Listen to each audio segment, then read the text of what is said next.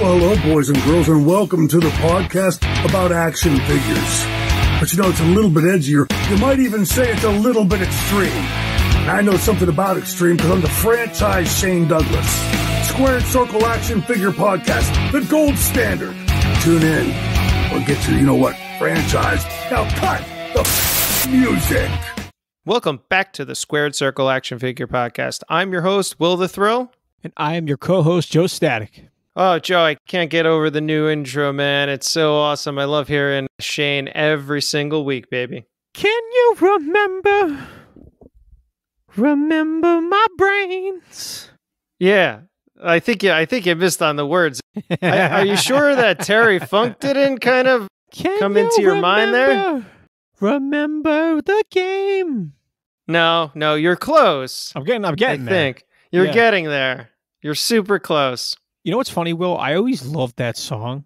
As you know, when I first seen Shane, when he came out with that song, dude, I had no idea that was Deep Purple until like 2 weeks ago. Yes, it is. It is Deep Purple. I had no idea. I was like, oh my God. I'm like, wow. It's an incredible song, Joe. Come on. Every single ECW song was pretty incredible, and it was all done by rock metal bands, right? For the most part. I'll never forget putting ECW on Thursday nights, CTN. I think it was on at 7. It was only an hour. And actually hearing, because I was used to WWF, WCW, fucking AWA, ESPN, whatever the hell that was. Hearing Enter the Sandman, the actual song, and having the Sandman come out. Or hearing Raven's music with the Offspring. It was incredible. Gotta keep them separated. I just don't understand why the WWE didn't just pay off. I mean, you're talking about a multi-million-dollar company here, and you got the network. Just pay to use the songs, right? Why wouldn't you pay to use the songs on the frickin' ECW pay-per-views and shows? You know what was one of my favorite parts, too? The ECW, when you heard the music during their own commercials, plugging their own merch. That was like one of my favorite parts of the show. It's very memorable. I love that kind of, like you said, their own commercial music. I mean, I think that's what our outro is. It kind of has that like ECW commercial end music feel. That's why I like it so much. I don't know if I've ever told you that. I love that song in the end. I love when that comes in, man. Yeah, it's like a little Pulp Fiction. That's like Call the Hotline Today. And then that's like the song in the background. Yeah. It's crazy. So, guys and gals, we are back. Sorry for the hiatus last week. Obviously, it's a big holiday. We had the YouTube live stream, etc. But we are back. So, again, we just want to wish everybody a happy and healthy new year. I think this is going to be a better year, Joe. Yeah, I hope so. We're not going to talk about what happened already this year. I kind of seen a couple memes saying with Stone Cold Steve Austin, chugging a beer saying, bring on 2022. I think that's a little premature, but I hope so. That's all I'll say for that. Yeah, we'll cross our fingers. We'll keep it rolling here at the Squared Circle Action Figure Podcast. And as long as we can bring some fun and joy in your lives during these tough times, we're going to continue to do it as long as you continue to listen. And remember, you can subscribe to the Squared Circle Action Figure Podcast on every single major podcast platform. And I'm not going to name them anymore, Joe, because we're out there on everything. Go into the, what is everybody called? The Google machine, the Twitter machine. Just type our name, Squared Circle Action Figure Podcast. You're going to find us there. And don't forget, Joe, this is important. Got to hit that subscribe button. Yeah, you have to. Whether, you're on YouTube, subscribe to our channel. We'll be uploading more content as the weeks go on. If you're on our Instagram page, obviously follow, and same thing on Twitter, just hit that follow button. And, we update those things quite frequently. Definitely. And also hit the notification buttons on all the platforms as well. It will notify you as soon as something new pops up. Any new content, whether it be a podcast episode, a podcast update, a new YouTube video, you'll be immediately notified. And, we'll go from there. Don't forget also, as Joe said, Instagram and Twitter, our handle is at SQDCircleAFP. So you can head over there on Instagram and Twitter at SQDCircleAFP. And we love to mix it up there. We love to throw in some news. We love to throw in some fig hunts. We love to throw in some mail calls. So we're just mixing it up there. We also let you know what's going on in the podcast weekly. And it's just a fun avenue to stay up to date on everything Squared Circle Action Figure podcast related. So Joe, let's get right into it, man. We had a really fun live stream last week. It's one of the reasons why we didn't have a full podcast episode. Had a lot of fun hanging out with you all and reviewing our 2020 pit list. Yeah, I had a lot of fun. Yeah, I even watched it back, just to see how it went. It was a lot of fun. I think the live stream went smooth. I enjoyed all the interaction with everybody that was watching. That made it even more enjoyable. But I think going through it, covering the pit list figures, the whole nine, really, I think as the live stream as a whole was really a lot of fun. It was. I always enjoy seeing you in person. And when we get together, we're going to talk shop, shoot the shit, have a lot of fun. And I think we did during that 2020 pit list live stream. Guys, bear with us. We have to learn a little bit more about lighting, making sure that we're holding the figure in the right area for the camera, etc. So we're going to get better and better as we do more of these. We are going to have an announcement soon for our next YouTube live stream, which is going to be fun because I think the focus is going to be love. There's love in the air. That's a little hint for y'all. Yeah, and for everybody who didn't watch the YouTube live stream, head over there now to YouTube. Go click on the 2020 pit list. It's a fun watch. And we had some announcements in that YouTube live stream. And one of them was our Instagram 2,000 follower giveaway announcement. We will be giving away a little bit of the bubbly AW Unrivaled Collection Chris Jericho. So Joe, we've been getting a lot of follows on Instagram lately. I think we're kind of blowing up a little bit. We're almost at 1,700. Hopefully, maybe we get there like in a week or two. Yeah, we're creeping up. I noticed that in the past couple weeks, even the past month, the followers on Instagram have been bumping up, which is awesome. It's great. I'm glad people are following the page and, listening to the show. That's awesome. Gives us more, ammo to keep this show going, to keep this brand moving forward. So, yeah, that's great. And once we hit 2,000 followers, that person is winning our figure of the year, a little bit of the bubbly. Well, just to clarify, it won't be the 2,000 follower. The giveaway will go live then. So we will have a post and we'll have it on Twitter too. So if you're on Twitter, don't be discouraged. Just head over to Instagram and follow us and you'll have a chance to enter as well. It'll be something simple. Tag 3 friends, like the post, done. You know what I'm saying? I think it'll last till about a week. As we get closer to this 2,000, we'll give you all the details. We just wanted to announce it and get it out there. Joe, we give away a lot of stuff here at the Squared Circle Action Figure Podcast. We had those really awesome giveaway packages for the Ultimate Wrestling Figures of 2020, our first YouTube live stream. So if you haven't seen that, go watch it. We gave away some great things then. Yeah, both of those packages were a lot of fun. You had the Fiend package that was themed, a lot of great stuff there. You had the Collector's Edition Undertaker and the other package. Both of those winners, I think, were very happy. One of the guys that won tagged us on Twitter, which was very nice. I retweeted that. So yeah, the live streams definitely are fun to tune into and some fun giveaways. Yeah, and we just do giveaways just in general. I mean, even our 1,000 follower giveaway. I mean, we gave away a whole set of AEW Unrivaled Collection Series 1 action figures. I mean, I don't know a podcast that's doing that, my friend. No, not one on the radar in my mind either. Exactly. So, guys, give us a follow. Stick with us as we technologically get better and better. And with all your support, we're going to get there together. I can't wait. So let's get right into it, Joe. Wrestling figures. That's what we do best. We had an announcement this week from Impact Wrestling. A couple episodes ago, we talked about when they're getting wrestling figures. Well, they're getting some more. They had some Micro Brawlers in June. So, man, big list now. Yeah, so if you go back and listen to our past episode, we give our take on Impact Wrestling and wrestling figures, if they should go down that road. They kind of did, and that's what I'm going to talk about right now with the Micro Brawlers. They released a couple wrestlers on their roster in the past, like Rhino, Tessa Blanchard, Taya Valkyrie in the past. They've released those for Impact Wrestling. And now they're adding another 5 to their lineup exclusive to shopimpact.com, Micro Brawlers, which the 5 starting with Moose.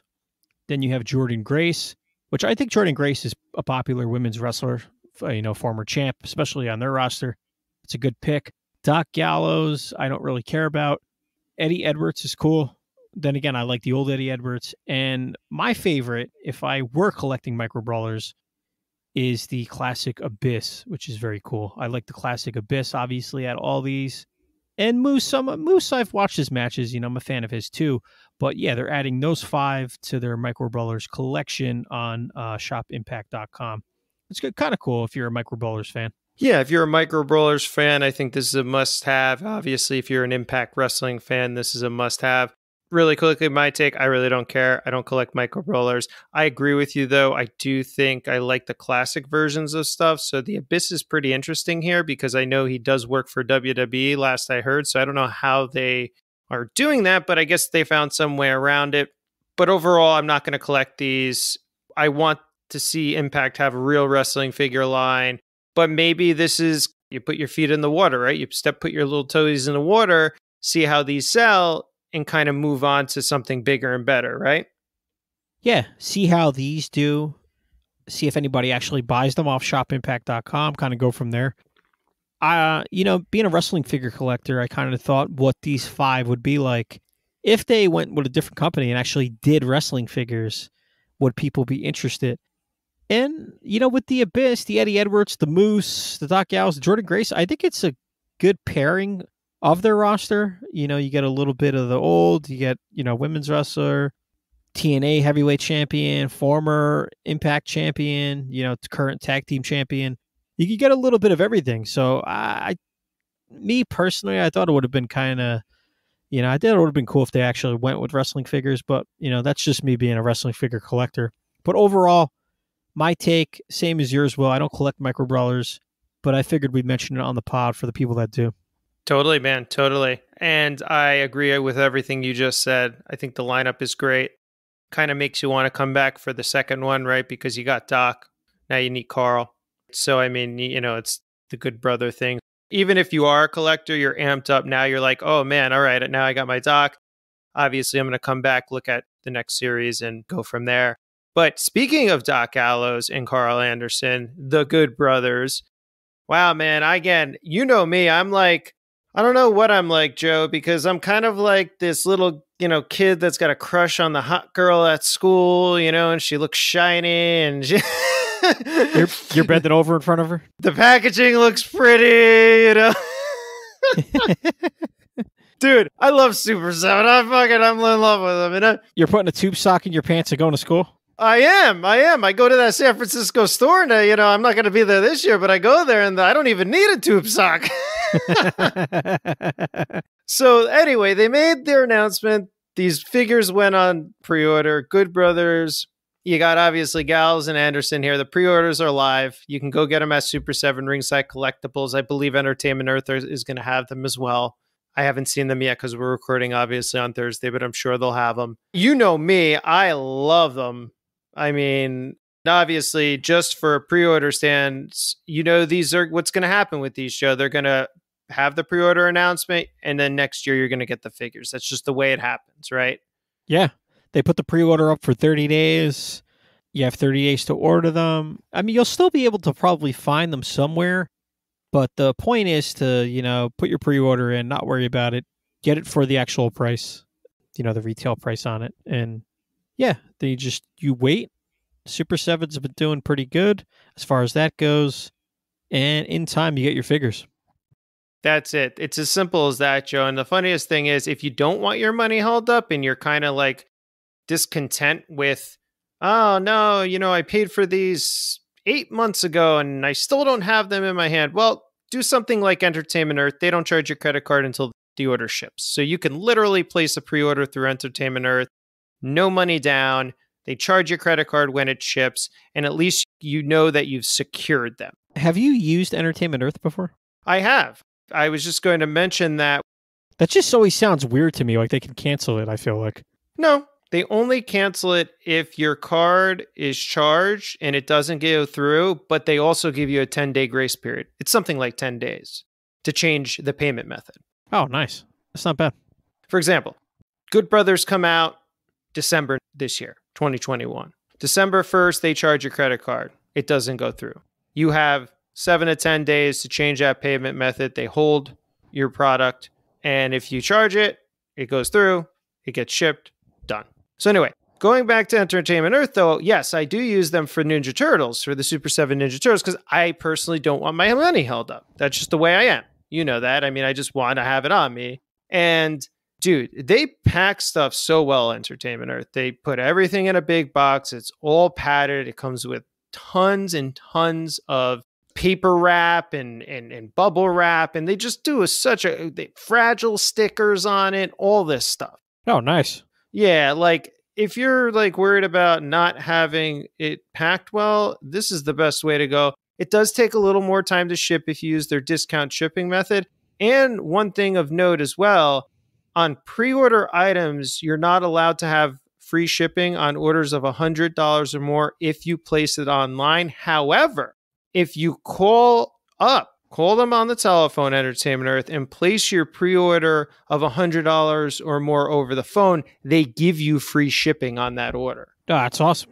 It's a little hidden thing that I found out while buying from them. Yeah, looking at the figures, Will, getting back to the Good Brothers, Super 7's obviously going to do some great figures, great detailing. I'm just not a fan, man. I know you're excited about them. For me, Will, I just don't know, man. I just don't like them as a tag team. Maybe I like Doc Gallows a little bit. Carl Anderson, I think by himself, maybe as a singles competitor, maybe I would have liked him. I followed them in the past on, Instagram and stuff. I'm just not a fan, man. I'm not a fan of them in the ring. I'm not a fan of them outside the ring from what I've seen.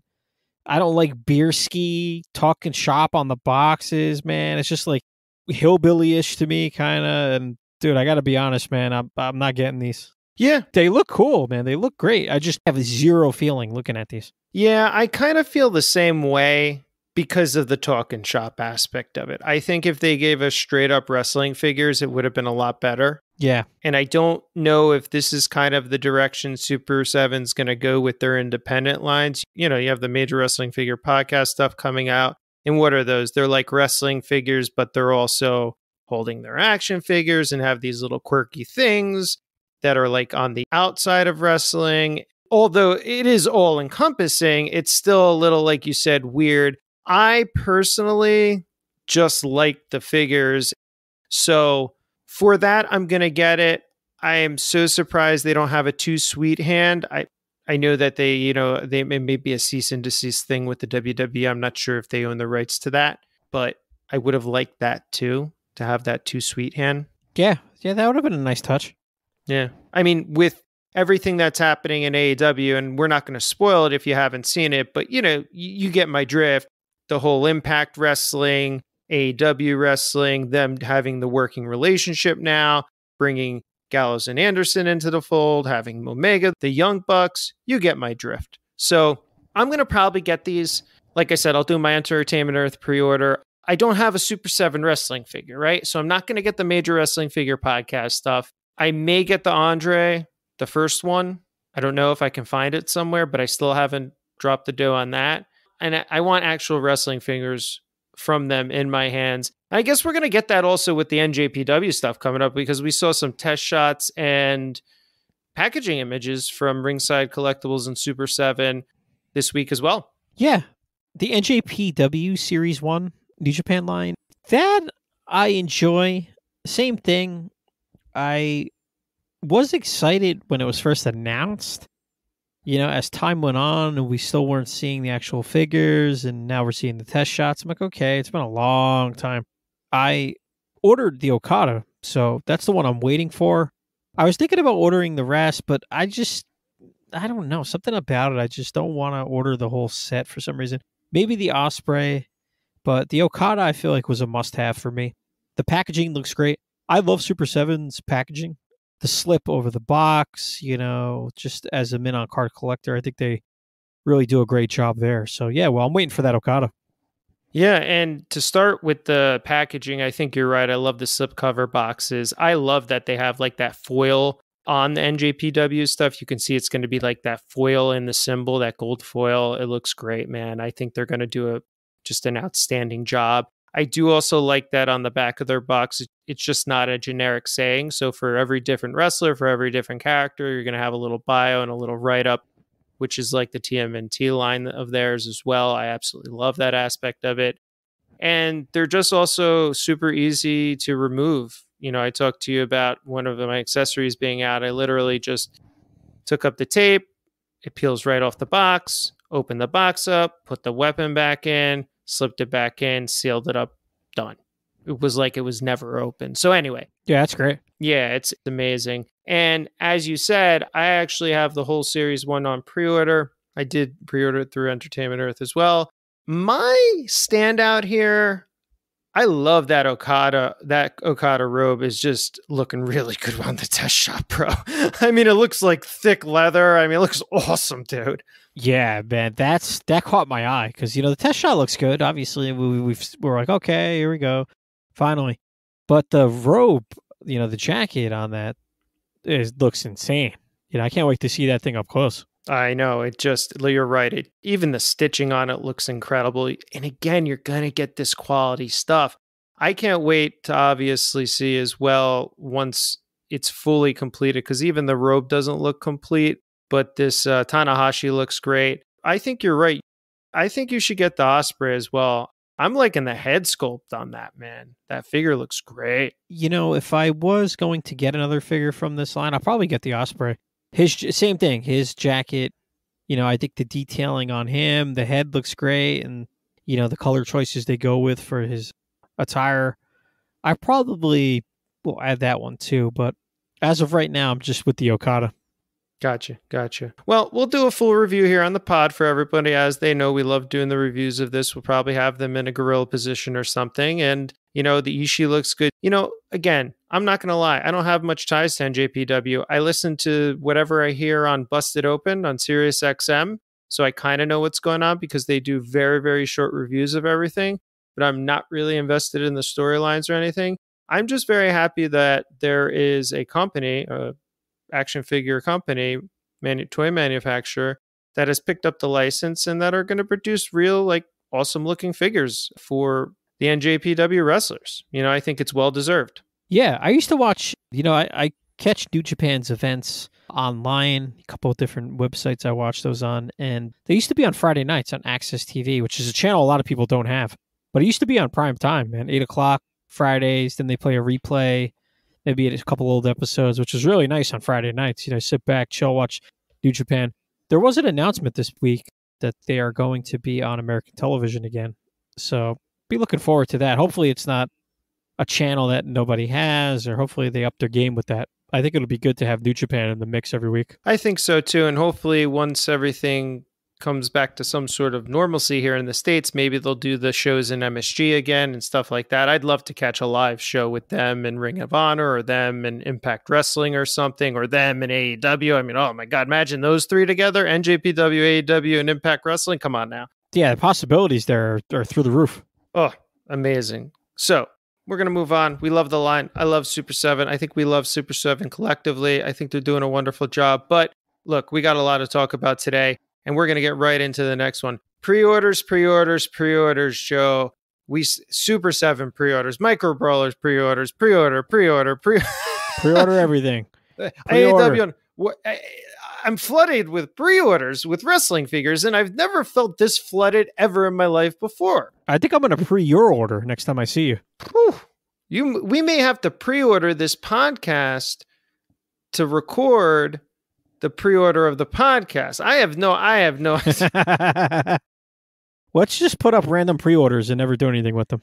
Maybe we could do that, trick a couple people, I mean, some of the quality of the merch that's going out there from other people, you may as well not give them anything at that point, So yeah, pre-orders, Joe. We have the Warrior, and you asked me, do you order that ringside exclusive Mattel Warrior figure from WrestleMania. What is it? 12? Something like that? I don't know. Yeah, WrestleMania 12. Oh, it is 12. I got it right. Ding, ding, ding, ding. My memory's so terrible. Sometimes I don't even know the WrestleManias anymore. Oh, God. So I did. You knew I was going to do this, Joe. I did, you son of a sailor. I did. So what do you think about that? Because I said I would, but I was very opposed to it just because, it's a lot of reuse, but the packaging look great. Yeah, and you'll buy anything Ultimate Warrior. They could come out with a Ultimate Warrior piece of shit and you'll buy it. As long as it's painted, you're good. As long as it's got that face paint on it, I'm good to go. Like they could come out with actual human crap and you'll buy it. Yeah, mold it into the shape of the Max, put a little color on there. Of course, spray paint that thing up. Oh, come on, insta buy. Well, we talked about this too on the show in the past. We're a fan of the ringside exclusives, man. That's just the way it is. Like a lot of the ringside exclusives are fun as a collector's item. They check that box. They most of them gain a lot of value as the years go on. But WrestleMania 12 Ultimate Warrior. WrestleMania 12, for me, always holds a special place. I love that WrestleMania. It wasn't the best card, didn't have the greatest matches, but, I just remember being, younger, the Warrior coming out, he actually showed up, it's just a quick squash match, whatever. Of course, the Iron Man match, Diesel and Taker, that 6-man that opened it up, Piper and Goldust, that just hit all the points for me at that age. So that'll always hold a special place. And to have the Warrior from that, I had to order it. There you go. For all those reasons, listeners, it's a must order. I mean, Joe put it to you in a nice little package. He put the ribbon on top, bam, smacked it down, ringside collectibles exclusive sticker on the beautifully wrapped package. We're done. Yeah, pretty much. And if you're not buying ringside or you're not buying from them for some stupid reason from like 10 years ago or something, you guys got to grow up and become adults, because let's just put it this way. They do some of the best work in the industry. They're one of the best action figure sellers in the marketplace. And their customer service has been a little spotty in the past, but I'm telling you one thing, pretty much spot on. It's very rare that I have an issue and it's not resolved in my favor. So, guys, buy Ringside Collectibles exclusives. Like Joe said, they're pretty awesome. They're fun. And not only that, like you said, the increase in value, you're guaranteed to increase in value. Except if it's like we said, the Matt Hardy or Brian Kendrick. Yeah. Be wise, guys. That King of the Ring, Bret Hart. No, that's not too bad. Yeah, that's like a... Yeah. There's a couple of them. There's a couple. Yeah, but I don't think I've seen part. that like under the cost of it. You know what I'm saying? So, I don't know. Very rare you're going to get any figure that's below the cost of it nowadays. So, you know what figure I've always been after, speaking of WrestleMania 12 and just Goldust in general? That Goldust ringside exclusive with the gold IC title, the Shattered Dreams version. Dude, that one, that Jack's Classic, you have that? Of course I do. Oh my God, man. I've always been after that. All right, don't turn your back next time. I know. You're going to come over for the next live stream, and then all of a sudden I'm going to see you rummaging through my closet like Golem looking for the goddamn Lord of the Ring. Where's my precious? Where's my precious? Dude, that's one of my favorite sets. Turn it to? That's one of my favorite action figures, that bootleg Lord of the Rings. You know it. All right, anyway. we got to go back to the dirt mold, baby. Yeah, dude, I'm looking forward. I want to look through that guy's garbage a little more. I do too. I want to find some wrestling shirts like Stone Cold Steve Austin. Maybe we'll find like his old driver's license and shit in there next time. A wallet. We'll find like a Goonies wallet for what was the guy that was going to look for the one-eyed Willie treasure. You know what was the best part about that? And looking through his trash, I'm like, all right, this for $5. He's like, that's 20. I'm like, dude, are you nuts, bro? I'm like, you're saying this VHS is $10? I'm like, it's $1. What are you talking about, man? This guy tried to highball us like you wouldn't believe. I mean, you talk about high margins. I mean, like you said, $5, $35. What? I'm like, bro. I got a pile of trash here, and you're telling me it's over $30. Come on now. I think some of the things we bought had stickers that said 50 cents on them, and he's trying to charge $10. He's like, do you know the rent here? You know what I got to pay? I'm like, bro, that's not my problem. You know? You could... like, we're literally looking through mounds of garbage. Yeah. And not only that, the rent he pays there is the goddamn cheapest rent anybody is going to pay in the state of New Jersey to sell anything. I guarantee that. Like, our hands were black. We were looking through somebody's trash. Like, you know what I mean? Like, that's it. Oh, gosh. Well, we'll be back. We'll film it. We'll do live. We'll do it live, too. We'll get them all. Yeah, we'll do a live, man. We'll do a live with him. We'll do a live with him. He's going to get all grumpy and cranky and be like, why are you recording me? I might, because we're filming a documentary, what not to do with your life when you're in it. Or like, save all your trash in your garage, just dump it all over the ground. Yeah, at the flea market. What not to do? What not to do with your life? Yet we are also the stars in the documentary. Spend all your money on a bunch of plastic figures and mounds of garbage. But anyway. We love this hobby. So getting back real quick, though, I did want to mention, so Ringside Collectibles is awesome. That exclusive is awesome. I have that gold dust. We'll bring it out for all our listeners and viewers. Yeah, I got to see that up close. Sick figure, man. It's such a great figure. But again, that's what we're saying here, guys. Buy it. It's an awesome figure. There's a lot of reuse. Yeah, they did do some minor modifications with his tassels and stuff like that. So, you're going to get a little bit of a Ultimate Edition flair on the actual figure, but for the most part, it's all reuse. The package looks incredible. So, I mean, go get it. Real quick, though, Ringside Collectibles, I did get my AW Unrivaled Collection figures shipping notice, the Series 3, so I think they're ready to go. Oh, nice.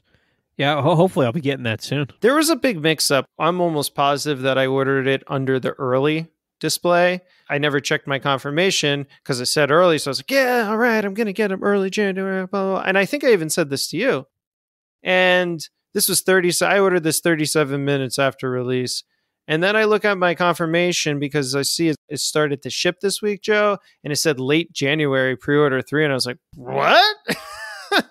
What? I made the mistake of ordering Rocky Johnson with those, so they won't ship the Johnson until those are in stock. You can't do that, guys and gals. Yeah, man, I made that mistake. Don't do that. Joe made a mistake. And it's so funny. I've talked to other people about that, and they're like, why are my figures shipping from Ringside? And I'm like, are you freaking pulling them with pre-orders, Yeah, if you order with a pre-order, too bad. You have to wait.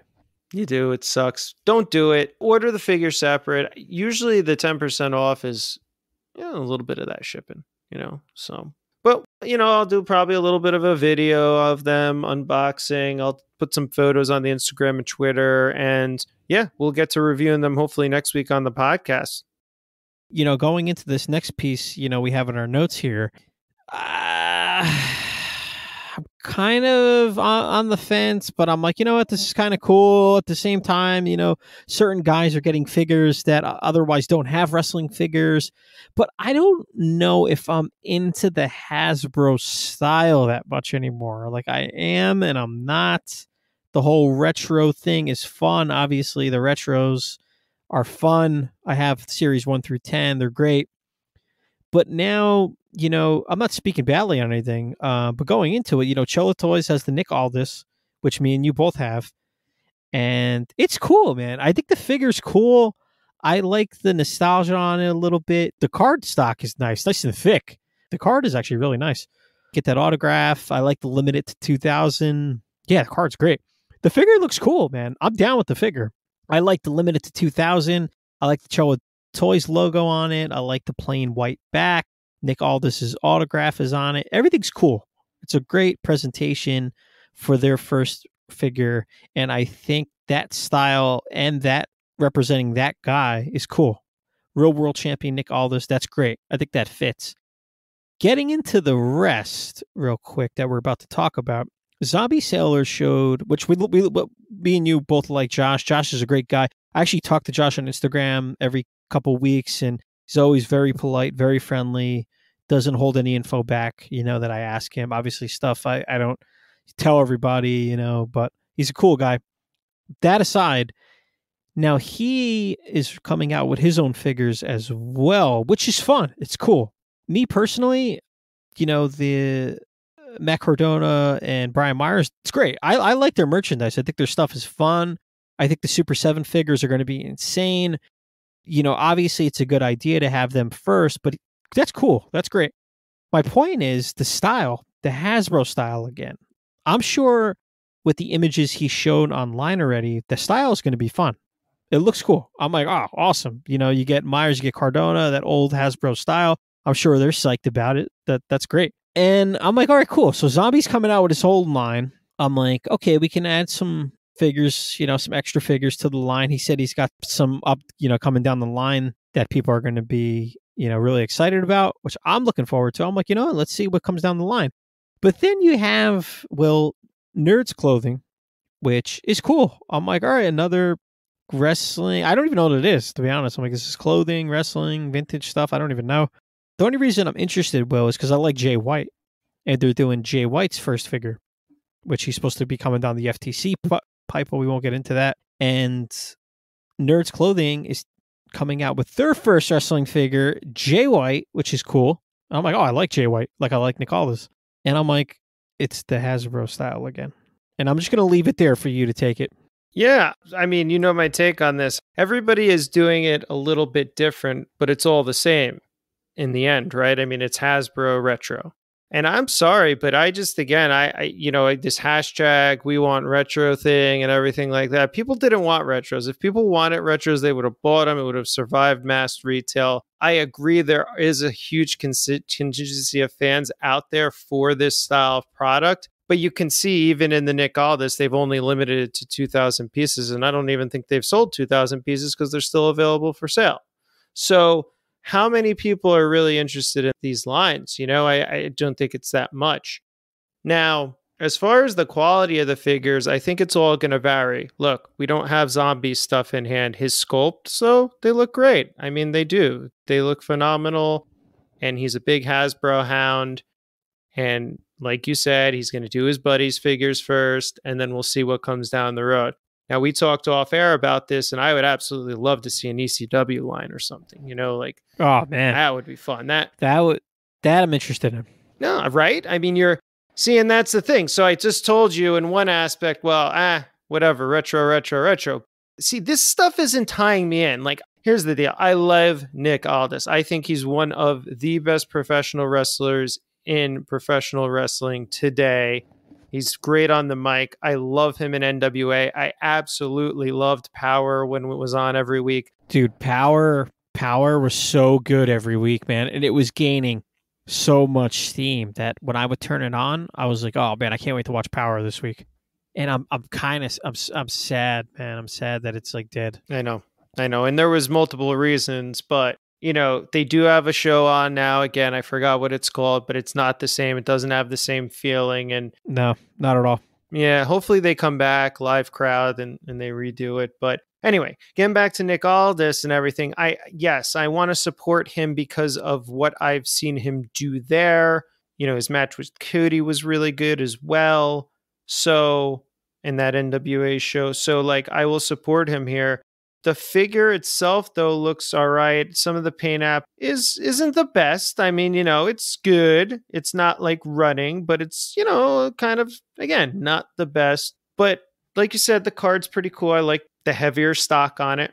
Like that it's a little thicker, the card. I don't like the Wrestling Megastars logo personally, again. And I've always said that to you. I don't know. It's just too weird for me. Like, I don't like it.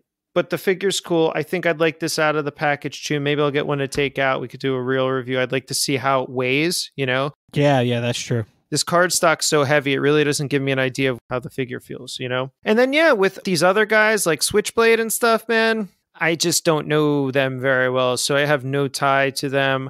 So again, if you give us stuff like ECW, if you give us stuff that's exciting like that, I think there's a steam for it. If you keep giving us this stuff that's obscure and that, you know, has a very niche, you know, I don't know, maybe not so much. It's the same thing with Super 7, right? Yeah. I mean, are anybody even ordering the Super 7 figures? I mean, who knows? Are you interested in the Chella Toys Blue Beanie?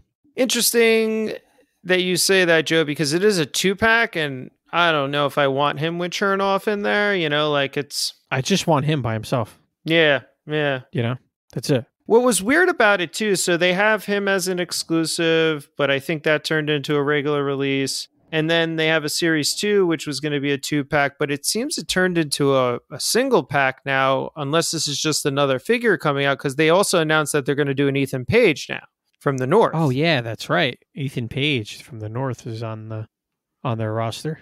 Yeah, so... yeah, I guess we'll wait and see on that one, too. Yeah, I don't know. We're talking about names that are very independent, very niche focused, and not names that I want, you know? Blue Meanie, yes. Yeah, Blue Meanie ties into the ECW, what we were saying there. Blue Meanie, and, you know, they showed the prototype. I think it looks fun.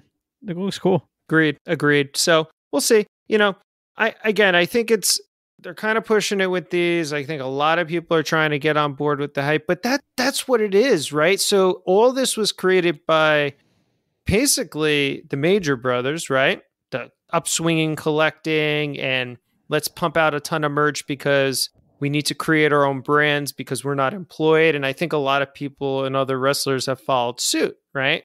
They're looking at action figures and t-shirts and all this stuff and trying to do it independently because they don't see a big contract from a larger company on the horizon, right? So for them, it's kind of like, how can I monetize my brand in other ways? So I don't know, but how much like really did Nick Aldis make off of 2,000 Hasbro figures? I don't know. Yeah.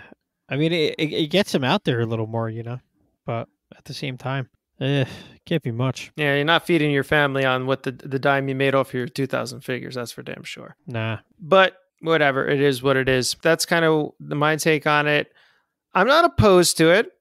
And if you absolutely love these people, you all should go buy it and support them because I love the fact that they're actually working with the families and the wrestlers and such, and they're getting paid and compensated properly. It's a royalty fee. So yeah, as long as they're doing it the right way, Joe, I have no problem with that, you know? Yeah. And like we said, you know, when we started discussing this, the Nick Aldis figure, looking at it right now too, I have it with me. It's cool, you know? At the end of the day, as a wrestling figure collector, I think you can appreciate this stuff. And it does support him. You know, you're buying his figure. I'm a fan of his. So at the end of the day, you know, I was happy with the purchase. Yeah, same here. Have no problems with the purchase. I think you all should go get a Nick Aldis like we did with the Bruiser Brody. Support the Goodish family. We just got our Bruiser Brodies in from Adam at Junk Shop Dog. They look great. Do we have little nitpicks about them here and there? Of course. You know, we do. But in the end, we want to support this stuff because we want to see these people succeed and get better at what they're already doing. And you can get your Chella Toys Wrestling Megastars Nick Aldis Hasbro retro-inspired wrestling figure exclusively through JB Toys and Championship Belts on Instagram at JB Toys 1 as they are the exclusive U.S. distributor for all Chella Toys Wrestling Megastars figures. Yeah, exactly. So that'll round this piece out. I'm ready to get into a gorilla, if you know what I'm saying. Yeah, I know what you're saying. We're ready. So let's get into this week's edition of the Gorilla Position. Oh, I can feel the electricity in the air. And the electricity support. Will you stop? Hey everybody, welcome back to this week's edition of the Gorilla Position. And as we are in January, we're in the thick of things, though. Royal Rumble, baby. I've always loved the Rumble. Even looking back as a kid, that was always one of my favorite pay-per-views. It still is, but at the same time, I kind of forget about it every year. But it was always fun in my family, too. You know, we would always watch that one together, you know, especially the Royal Rumble match. I think everybody looked forward to that. Just the excitement in that. And my family, even if you weren't a wrestling fan, I think you could appreciate that just from the excitement. You never know who's coming out.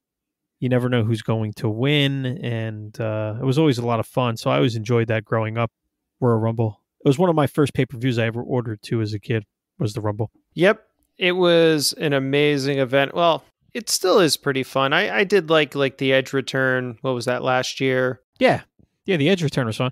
But they every now and then they pull out a couple bums, you know, which you're like, oh, God, okay. You know, the goons coming out. It's kind of the formula now, right, Joe? Like, it's like yeah, we have to have the Brooklyn Brawler, and then we'll throw in like, I don't know, Ric Flair, just someone really old What? and decaying, right? You know what I'm saying? Like, well, I got to throw him in there. You're like, he retired 6 times. Let's get him out here to fall all over the floor. And Exactly. I'm not saying that they're going to do Ric Flair, but that's the mentality. And then it's like, oh, we'll have our surprise big guy come back like an Edge. oh, it's the Batista. boogeyman. Exactly. Did you feel? I'm not going to talk about pro wrestling, but real quick, did you watch Raw? You know the answer to that question, Joe. How are they saying it's like a Legends night or whatever, and they pull out all these like bums? I'm like, guys, I don't want to see the fucking boogeyman. I don't want to see Mark Henry still relevant. You know what I mean? Like, I'm like, okay, Goldberg. I'm like, okay, they promote this, and then you get that shit. Well, look at it this way. I mean, the legends are getting very, very legend old. Yeah, I guess you can only do so much. Yeah, with that. imagine a time when there's not going to be any like of our legends left. Damn. Oh my God, it's going to be so sad. They're going to be like, guys, Legends Night. We have Shelton Benjamin, Carlito's coming back. We got Chris Masters, Ezekiel. What was the Ezekiel? Ezekiel's back, and Heidenreich. Like, okay. I'm like, all right. That's gonna be the Legends Night in 15 years. I'm like, oh my God. I'm like, okay, great. I love how we just rip the RA era apart all the time. And like, you're really getting into it now. I love ripping it apart because you like some of the stuff that happened there. I just think it's you know what I think, guys? And I want you guys to bash me. I want you guys to troll me to no end. I think those fucking Undertaker HBK matches aren't that good. I mean, I watch those matches over and over and over. Like, they're the greatest matches and ever. They are not the greatest matches ever. I'm like, the Undertaker's fucking old. That's when it started to kick in. Dude, those are not. And Michaels is doing his like spot after spot. I'm like, okay. Anyway. All right. Yeah, exactly. We are getting into being a pro wrestling show. I'm like, oh my God, with that. So, with that said, though, we absolutely love the Royal Rumble, and that's going to be the theme of this week's Gorilla Position because Mattel has just released their Royal Rumble Target exclusive series, Elite Figure series. We got 4 figures here, Joe. It's 2021 Rumble, new packaging colors, new design. So yeah, 2020, we had actually, just to go back for our listeners, if they don't remember, we did have the Matt Hardy, the Wendy Richter, the Kurt Angle, and the Macho Man. The Macho Man made it to our honorable mentions of 2020. That's still a great set. I love the 4 of them. Great set, yeah. And I was trying to do a little analysis on like what the formula was for this, or possibly the formula is for the Royal Rumble sets to move forward. It's always like they want to sprinkle in a legend. They want to sprinkle in like an RA/tweener Attitude Era guy. They always put someone that's kind of new in the line, like that we haven't had before, like the Wendy and the Titus. And then they always give us something like, it's like modern / not. So it's like this weird mix that they're trying to do, I think. But anyway, yeah, they're fun. It's a fun set. 2020 was a fun set. And then 2021, what do we got, Joe? 2021, which I like, Will, the packaging is in the Target colors, which I think is very smart. It gives that exclusive branding to the store, which is cool. And I like the red. I think the red pops. So in the set, it's a 4-piece set, like you mentioned. You have Stone Cold Steve Austin. He comes with it's like that, what is that, like a gold on his vest that he wears, which, like you said, if you go back and listen, I'm not too familiar with that too much. So you got Stone Cold there. You have Titus O'Neil, which finally is released. He was supposed to be released in the NXT TakeOver line. So you finally get a Titus. Umaga, which I've always been a huge Umaga fan. And I like that he comes in red with the red packaging. I think that's going to look great. So I'll be picking the Umaga up. And rounding out the set, you have the Ultimate Warrior with the yellow IC title, which is a big thing for figure collectors, that belt. Those are the 4. Yeah, look, top to bottom, this is a jam-packed set. As you know, my thoughts on it. I don't know. There's a lot of reuse going on here, but we'll get into that in a little bit. Just really quickly for our listeners too, these have been tough to find. So I don't know what's going on with Target Distro. Some people have been finding cases at stores. Other people have been finding them packed in those sorter boxes.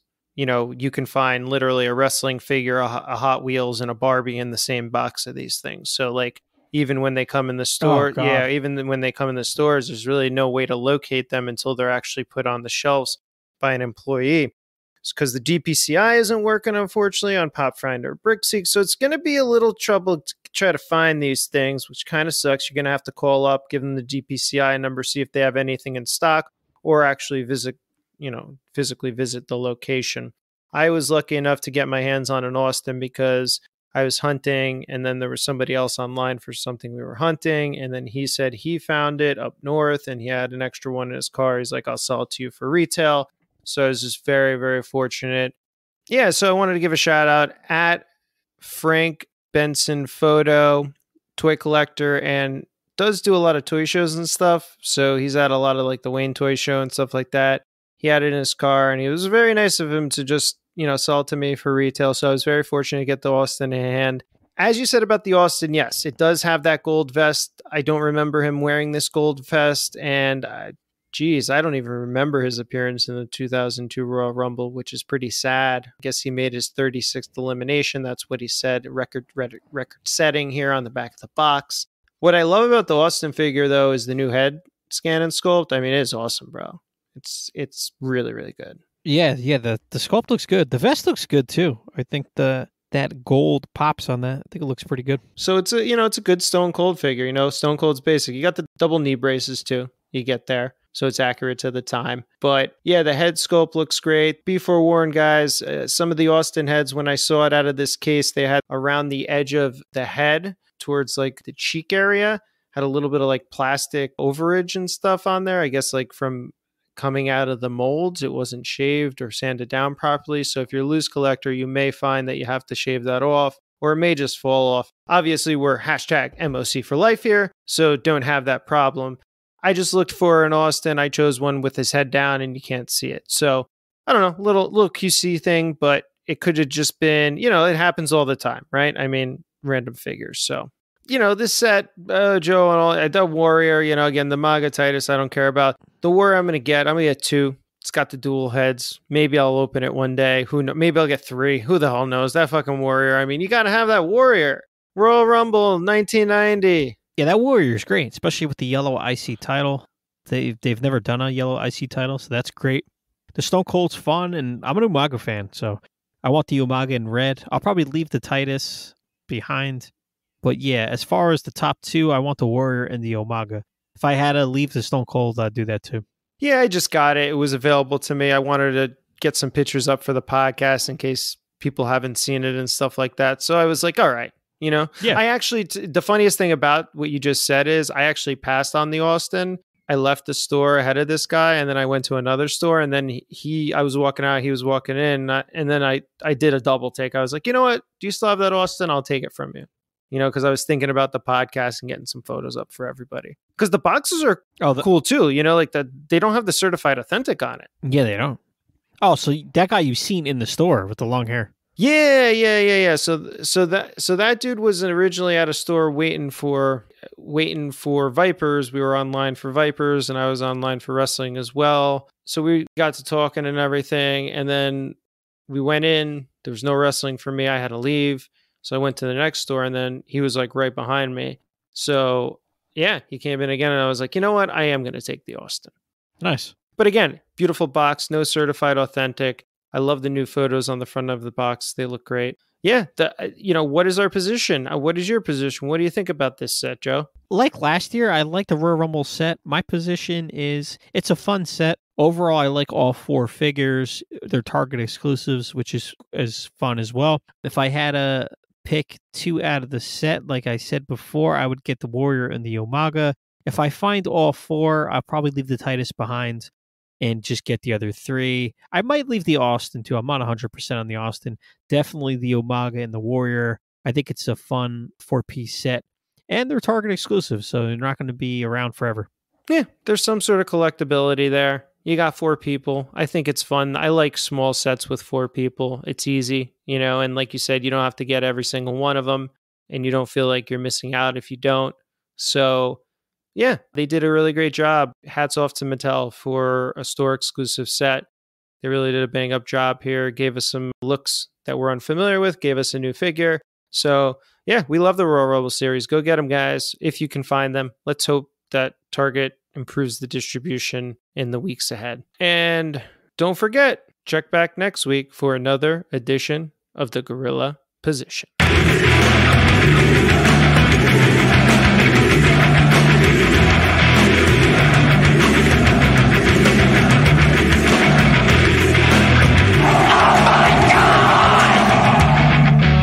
And welcome to the Oh My God Figures of the Week.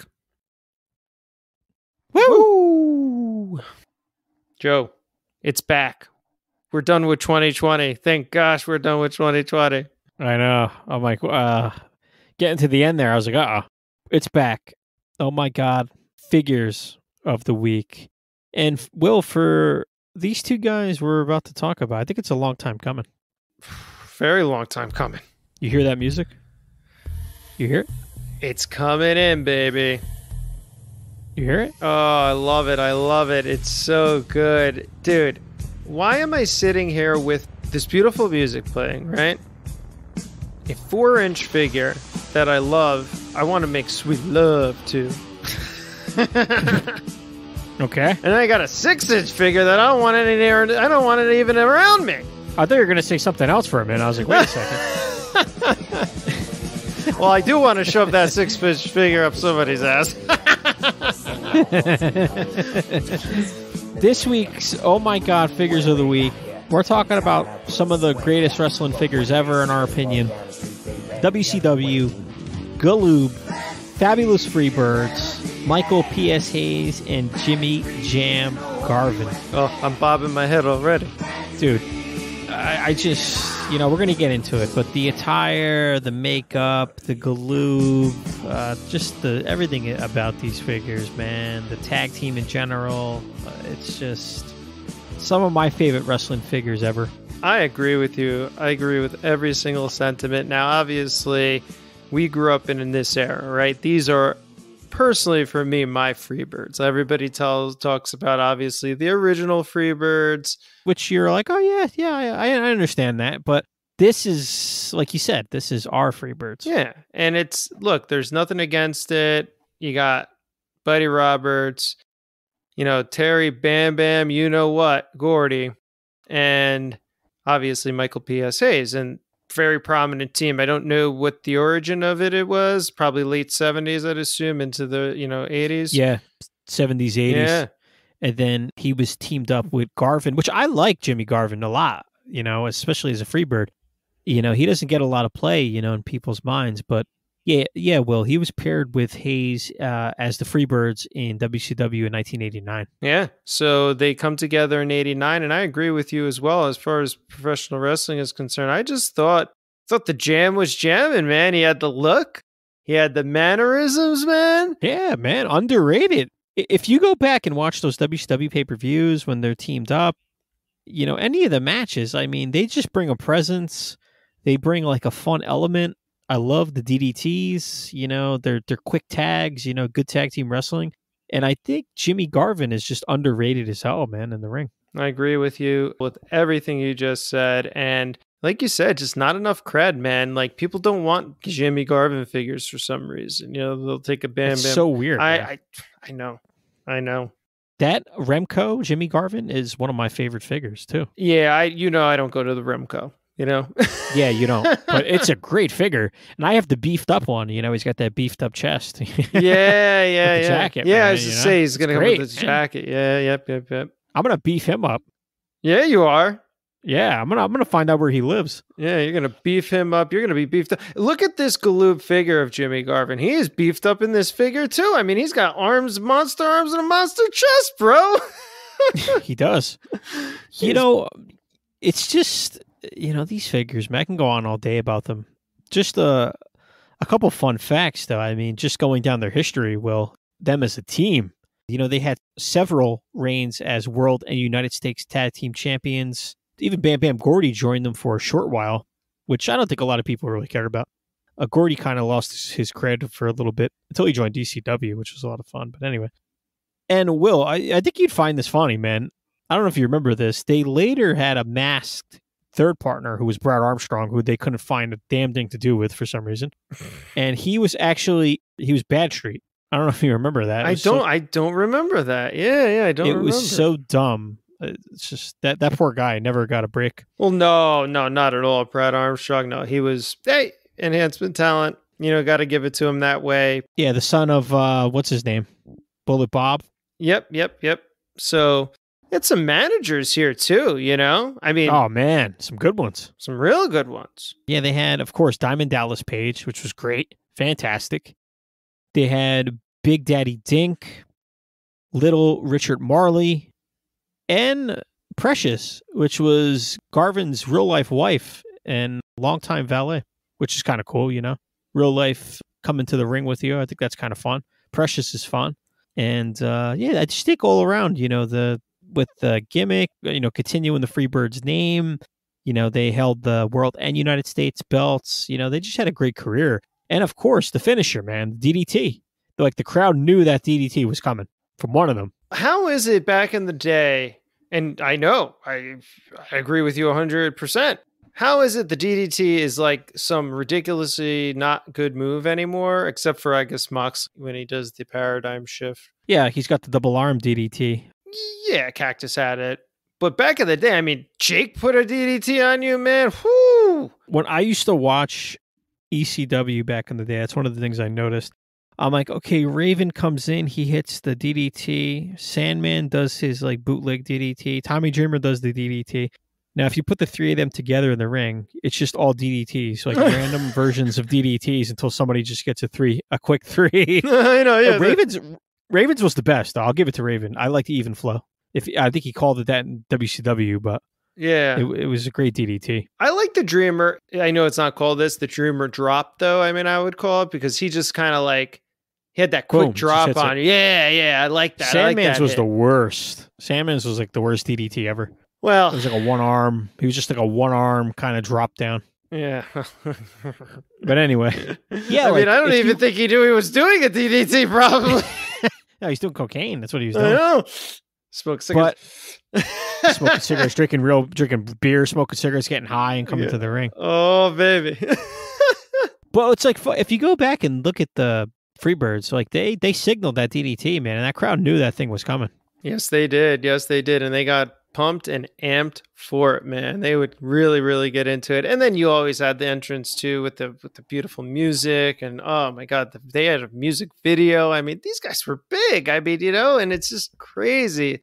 It's crazy how we don't have proper Freebirds figures, I know. It's just sad. And these, though, are special because they were produced in Galoob in 1991, but you couldn't even get them here in the US. They were UK exclusives. Again, we talked about in past podcast episodes how Galoob, because they did so well in their first year selling these figures, oversold Series 1 to Toys R Us, and it basically put them into bankruptcy because nobody bought those freaking figures. That's episode 1, man. Go back. Listen to episode 1. We cover that Sting figure, and we talk about that, man. If you go back, start from the beginning. Start from the beginning, and you can hear us talk like basically, I don't know, squeaky rats because of my audio editing skills. Hey, Will. No, it's like, hey, yeah, go right, yeah. I'm like, this figure set came out 1991. It came out 1991, and you have to get it because it was so good. I'm like, okay. I love this. We talked about this on the live stream, guys. I'm like, what the fuck is going on, guys? Here? If the audio sounds bad, please tell me. Anybody out there, please. And Joe's listening to this, and he's not saying anything to me. I got the proper equipment, episode 4 or 5. I got my mic and all my stuff. But yeah, I mean, we did the best we could. I mean, you did the best you could with the audio. I think it sounded okay. No, first 3 episodes might have been a little rough. I had no spacing in audio 1 through 15, guys. I'm so sorry. One of my favorite episodes, I think it might be episode 3 or 4, is when we cover that Starrcade match with Sting, and he starts talking Spanish into the camera. Oh, I'll yeah. never forget that. Sting hasn't spoken a word in a year, and the first thing he says is something in Spanish in the camera. And then you have Mortis coming out from the back in a trench coat, and all these like randoms. Remember that? It's Mortal Kombat. That's one of my favorites. They're all lifting Sting up in the air. Like all these When he freaking wins the randoms, man. title. Yeah. From Hogan. Oh, my God. I love that episode, guys. So if go back, man, you'll enjoy it. I think this is a real cheap plug for our entire podcast. Go listen to all of them, no matter how good Listen or to bad them, they man. are. They're funny. They're so fun and good. Look at us. We're cracking up about it. We're the people that are doing the podcast, and we're cracking up about it. What does that say? I know. I always laughed at that, man. Oh my God, it's so funny. Jeez. So the Freebirds in this Galoob set is great, and we go in depth on the Galoob line in that first podcast. But comes out in 91, UK exclusive. You couldn't even find these, so they were released in two versions. You had actually a 2-pack, which is like a box set, which was cool, and it came with actually a voice box. Have you ever seen one of these in person, Joe? I haven't personally. Never seen one in person. Never seen these guys on the card either in person. I had them loose, which I sold like an idiot, an asshole. I want that set with the voice box one day. That's like ultimately what I'm after, is that 2-pack. If I can't get the 2-pack, if I can get them on the individual cards, that's fun too. I would love to have them mint. I don't want any, paint loss, because, these guys chip easy, like a lot of Galoobs. But I'm after that 2-pack with the voice box. You talk about nostalgia. That thing with that voice box is just over the top. Yeah, I wouldn't say it's innovative idea, because I know a lot of figures used to come with voice boxes and such, a lot of lines and things of that nature. I mean, even to this day, we had the entrance crates, right? That had the entrance music. So it's kind of probably based off of that a little bit. But yeah, it just pops. I love everything about these figures. And you're right about the paint. You got to get them fresh or super, super minty loose. I mean, they even have paint on their face, which is so cool. And sometimes that'll rub off and chip off. So if you don't have them, probably best route to go right now is to get them in the 2-pack box or on singles cards. But they're going to run you a lot of money, Joe. I mean, these things are not cheap because they are UK exclusives. Yeah, even loose, loose, good shape with the box. It's at least $300, maybe $250. I mean, if you're a wrestling figure collector, the Jimmy Garvin's great, but look at that makeup with the PSAs, the yellow boots, the black pants with the colors going through it, the blue and the white and the pink. I mean, they each come with a belt, so you can put the belts on them. It's just insane, man. Insane. Yeah, I agree with because the Garvin's got the black boots, but these yellow boots with that 90s pink bluish design kind of around, the legs, so the side of the legs. And then, as you said, you go up to the head. Dude, this thing looks like Michael PSA's, bro. I mean, he's got the it's perfect. It's perfect. Long hair, that's perfect. I mean, you even look, he's like you said, he's got that painted eye. Like it's got, I don't know, some sort of like, it's just painted. It looks like something's coming out of it or something. It just looks so cool, man. And then even on the other side, he has some pink around the eye. Dude. It's just fantastic, man. It's sick. This set is sick. So you talked about titles, and yeah, you get the generic gold WCW titles that every figure came with if you do have this set. But I actually have my Wrestling Figure Workshop WCW tag belts on them. Oh, you do? Oh, that's a great idea, actually. Yeah, I had to put them on, man. They look great. Got the blue titles on around them, and they just look really, really good, man. That'll put these over the top, man, for sure. We'll throw a picture on Instagram and Twitter for everyone. I just love these two figures. And going back to what we originally started this with, I'm just so disappointed in Mattel that they gave us that Michael Hayes figure. It's not doing it for me, man. I look at this Michael Hayes, I'm like, wow, Yeah, like people can say, oh, here's the picture. I don't give a shit. I found a picture of him in that attire. I don't care. I can't relate to that. That's not the PSAs that I like. This is the version I like. This is the version I want. Same thing with Jimmy Garvin. That's probably never happening. But if you're going to, go back in time and do that, I don't want that PSAs, man. I don't want that shit, I agree with you. I agree with you wholeheartedly. Well, he wore that attire. I don't fucking care. Andre the Giant wore that attire in Super 7. I don't care about that. You know what I mean? You could find the pictures. You could find all those pictures. I don't care that you found them on Google. I don't give a shit. I don't either, because you want to know why? We don't relate to it. That's what I'm saying. No. And I don't think there are many people out there that do. And if they are saying they do, I think they're a load of shit, because there's no way, unless you're, you could be a little older. I'm just saying, yeah, you could have watched Mid-South and all these other Southern promotions and whatnot. I doubt it.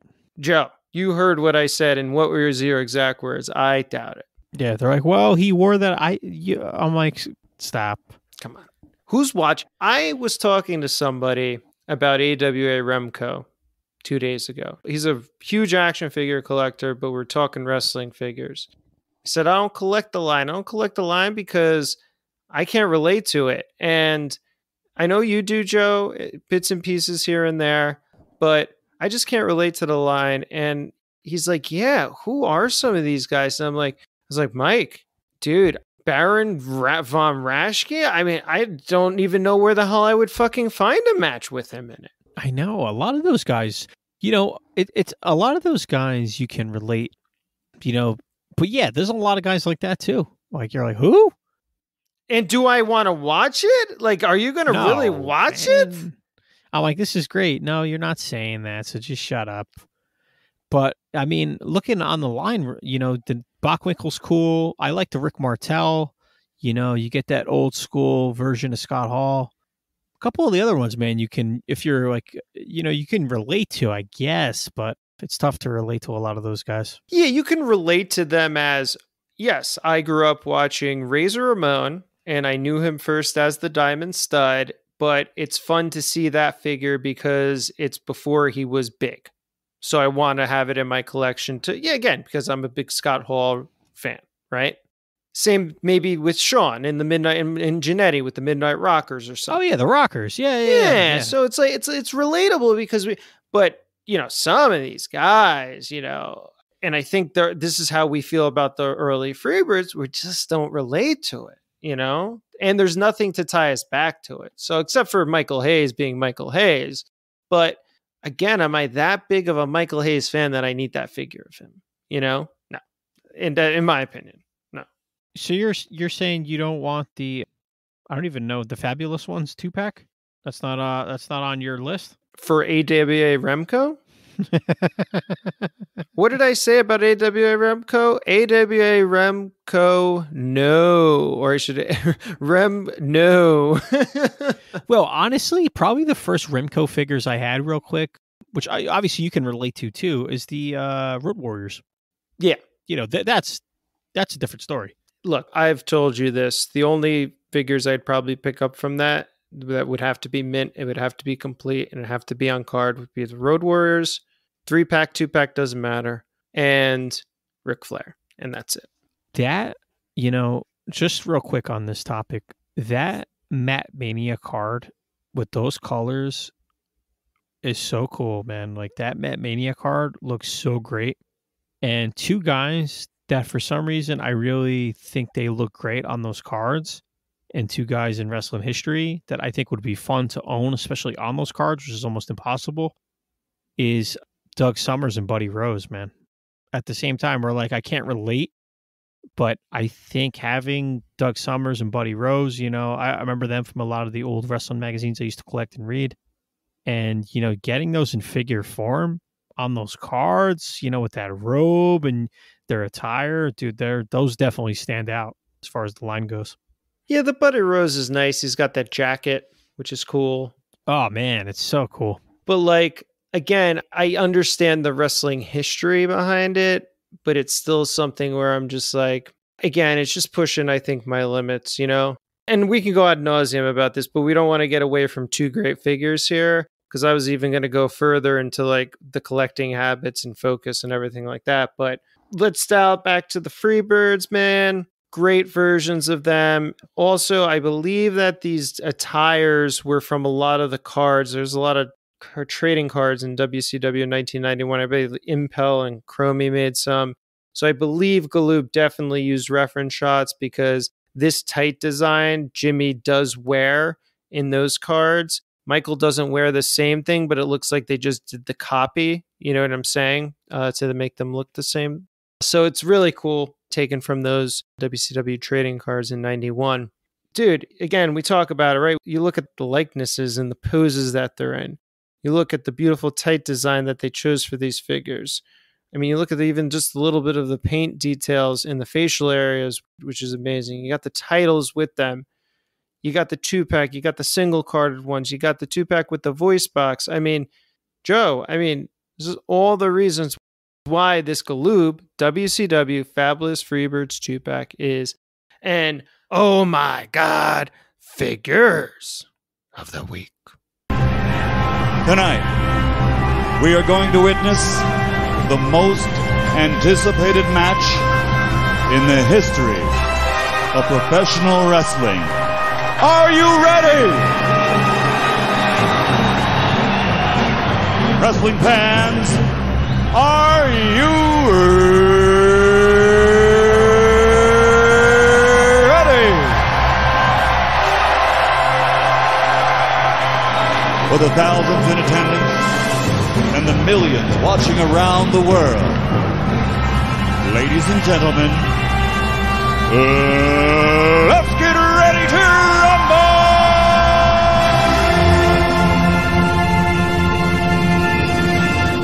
And welcome to this week's main event. Watch along. Joe, there's going to be a really reoccurring theme this month because we're in the thick of it. We're in Royal Rumble season. So we're going back to 1994, Joe. Man, I was 11 years old. Let me see. How old was I? I was 8. Yeah, I'm the old man here. 1994 for me as a kid was great, man. Like 93 was okay. 95 sucked. But I remember 94. I enjoyed 94 in pro wrestling. You know, going to the old shops and getting wrestling magazines. Of course, the Hasbros. Just 1994 in general with the WWF merchandise, the pay-per-views. I just enjoyed it as a whole. Yeah, and this pay-per-view to start it all off, beginning of the year, I mean, it's a stacked card. We were talking about it before we got on the podcast. I mean, some of the matches on here are crazy, man. You got that Bret Owen versus Quebecers match. Dude, I used to love the Quebecers back in the day as a team. Dude, they are so good. PCO, yeah, bro. Man. He's really good as he's really good. The tag team's great. Tatanka and Bigelow open it up. You have that Intercontinental title match with IRS and Razor in that sick gear. Oh, Razor's got that beautiful, beautiful green gear on. Even before, though, you get to that, you go back to Bam Bam and Tatanka. Dude, Tatanka was over. I mean, he was, bro. Everybody was waving the foam tomahawks, bro. I might have to buy one of those. I know. I used to have when I was a kid. I had one. I sold mine. Why did I sell my foam? I had so much fun. I had the Undertaker urn and everything. That's when I had that brown Intercontinental title, man. I used to carry around me everywhere. Yep. That's the only thing I didn't sell because I got that at a WWE event when I was in the 90s and my mom got it or my dad. I think it was my mom got it for me. And out of all the foam I had, that and my Bret Hart sunglasses, which are beat to shit, are the only things I'd never sold. Dude, that belt is probably my favorite foam belt of all time. Isn't that it? Brown IC title. It's the best. It is, man. It's the best belt, man. I agree. It brings back my childhood. It brings back these years, the merchandise stands, everything, the catalog. That belt symbolizes so much, man. It does. For me as well, man. And it's so funny that listeners, we're good friends and all, but when we have these discussions like this, they're really true to the heart. And I did not know that about Joe. We talk about titles all the time and stuff, and there's some great ones out there, some great kids and foam titles, but my Intercontinental belt would never go. Like, I would never go anywhere without it, man. You know, like, and I had so many of them. I brought that belt everywhere. Everywhere. You know what the funniest thing about this, Joe, is? We used to have, obviously, federations, like real pro wrestling federations where we would fight each other, right? And out of all the foam or kids titles I had, I never used that one. It never got dirt on it. And like, I could never bring myself to put it in the federation. Oh, no. I didn't want people touching it. No, Joe, we just came to a ridiculous point here. We loved the Intercontinental title so much. I didn't have a world one. I didn't care about that one. No, I didn't even have it, bro. The tag team was the next one down for me. Yeah, I never got the tag belts either, though. They are beautiful. Yeah, they were in the catalog. Gray. They were hard to find, though, at shows. I don't remember them being as available as the IC and the World at shows, but maybe I'm wrong. I don't know. I remember I went to a signing when I had this belt. It might have been 93 or 94. And it was King Kong Bundy and Bam Bam Bigelow. And I brought this belt with me, and I got those autographs. Man, I don't know where the hell happened to them. But I remember being that age and holding that belt and thinking how fucking big Bam Bam and King Kong were in person. Bam Bam was a beast. From shoulder to shoulder? Oh my God, man. Dude, I saw him in like 94. No lie. I have the program card in like an armory, and I was ringside. Dude, because freaking. Dude, in person, he's fucking big. Ugh. And again, guys, perspective, I'm 11, 12 years old, but I saw Bundy too at this show. So I saw Bam Bam and Bundy is fucking a truck. Yeah. I think I met these guys. I want to say it was 93. And then I remember my friend Frank Serza. He had a birthday party and he had Owen Hart. He had the British Bulldog and he had somebody else. I don't know if his mom or dad knew somebody, but I remember his birthday party. He actually had pro wrestlers at. That is so cool. I remember that too. I remember the pictures. That's crazy. Which was insane. Yeah, I have so many old pictures. I got to find old pictures like when I went to matches and stuff. I don't know if I still have them. My mom may have them or something. I got to ask her because we used to always take a camera. Even to the ECW shows I went, like the smaller armory stuff, I used to take pictures all the time, bro. I really, really hope she still has some of that stuff. I got to ask her about it. But yeah, it'd be fun to see. Yeah, but going back to Bam Bam, so yeah, he's facing Tatanka in this match, and everybody's got that. I mean, he's over. Bam Bam's with Luna, man, and he is just a beast. I mean, he is just, he's so good in the ring. This whole pay-per-view is stacked, Joe. Stacked. Yeah. 7th annual Royal Rumble took place January 24th, 1994, from the Harvard Civic Center. You got Vince and $1 Million Man on commentary, and it leads up to WrestleMania 10 at Madison Square Garden. Yeah, this is kind of interesting. So what is the match we're going to be talking about here, guys? We're going to be talking about The Undertaker versus Yokozuna in the casket match. But what's really cool about this match, it kind of ends The Undertaker's run for a little bit and then really propels this whole Bret Hart, Owen Hart, Lex Luger, Yokozuna thing, right? Kind of all takes form at this pay-per-view. I loved Yoko and Owen as the tag champs. Yeah. Right? Like that pairing, I don't know, it just made sense to me. I loved Yoko. I love Owen. I don't know, them paired together, just something about it I always enjoyed. Well, and it's a story too, right? I mean, people I don't think realize this because Yoko had this long-standing feud with Bret. Owen, Bret, brother, doesn't respect me, blah, blah, blah. So the pairing actually makes sense from a storyline perspective as well. You know what I'm saying? Like, it's like they have this commonality, so they're going to form a team together, you know? But yeah, love that tag team.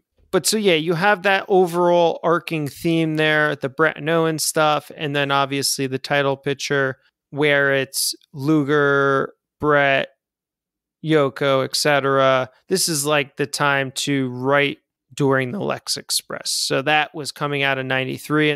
Very popular, god-awful stuff by Lex Luger. I mean, we won't go there, but getting back to the match, big feud with Taker, begins at Survivor Series 1993.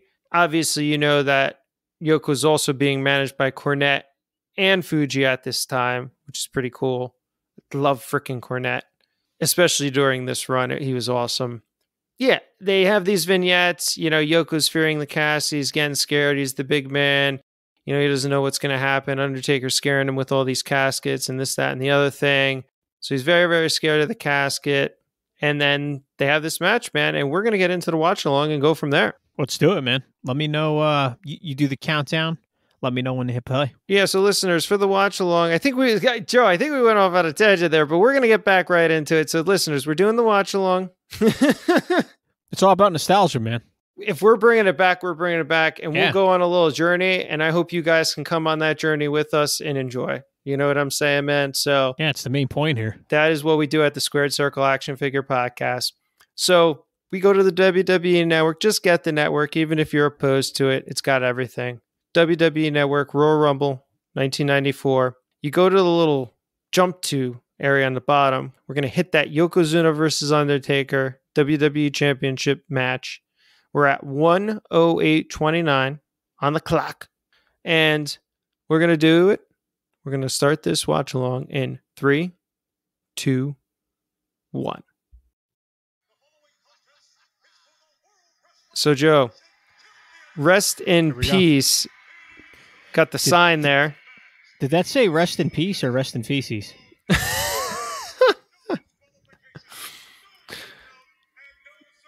All right, we're getting the rules here. We got Howard Finkel. He's given the rules of the casket match here. Dude, I always liked the casket matches. For 1994, I feel like the casket matches really fit. It did. I agree with you. I love the casket matches too. It's funny. He goes through all this, what you can't do and how you can't win, Fink, but then it's just like, oh, you have to stuff it. Well, just say that. The only way to win is to put your person in a casket. Dude, you got Fuji coming out first here. You got Yoko in that red gi, I guess you can call it. It's like a big gi with the WWF title over his shoulder, and you got Cornette coming out behind him. I mean, does this get any better? You can't get any better, man. I love that Yokozuna, the rising sun on the back of the robe or shawl, like you said, and it's just amazing. He's got the Wing Eagle title, which looks small on him. You know, it's so funny. He's the only person that makes that title look small, you know? Oh, man, the belt looks great. Oh, it's just shiny. It's beautiful. Oh, it's so good. You know, I say it time and time again, but this is perfect for 1994, man. 1994 was a sleeper year for WWF.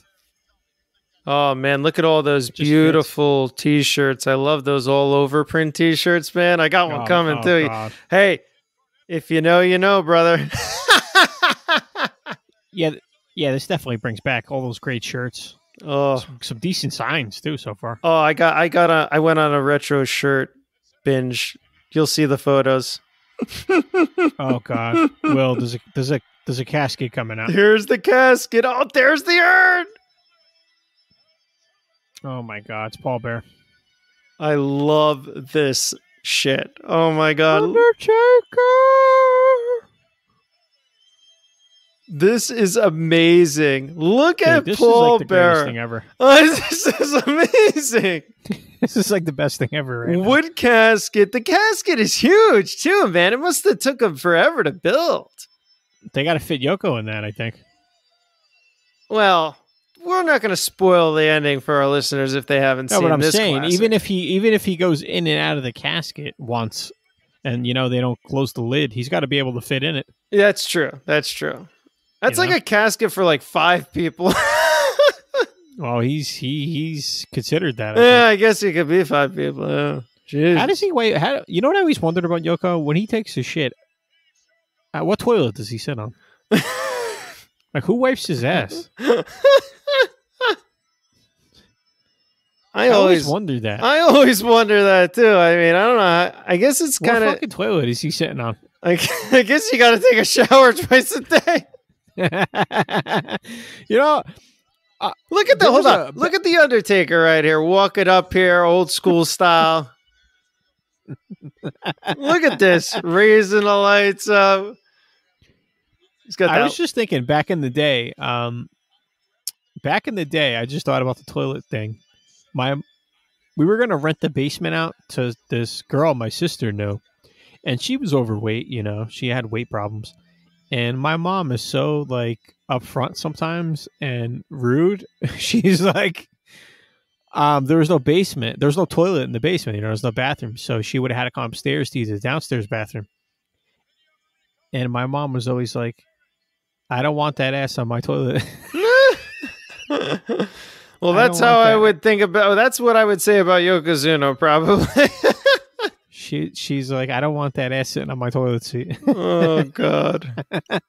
That's where you get it from. Now I know where you get it from. Look at this hat. Honest. Look at this hat that Undertaker has on. She doesn't want shit smears on the seat. Yeah. I think when you were over here last, you left shit smears on your... I like shit my pants because I don't even know why. I couldn't even get that out right now. I said sure. And I can't even edit this. This is a watch-along, Joe. It's a live watch-along. That's all good. The good thing about this match, Will, is Yokozuna is playing into the fear factor. Oh, how good is it? I was just I was just thinking that. I wanted to say something about that. He just his look, right, is great. Yeah. He doesn't want to do the match almost. Yep. He's looking...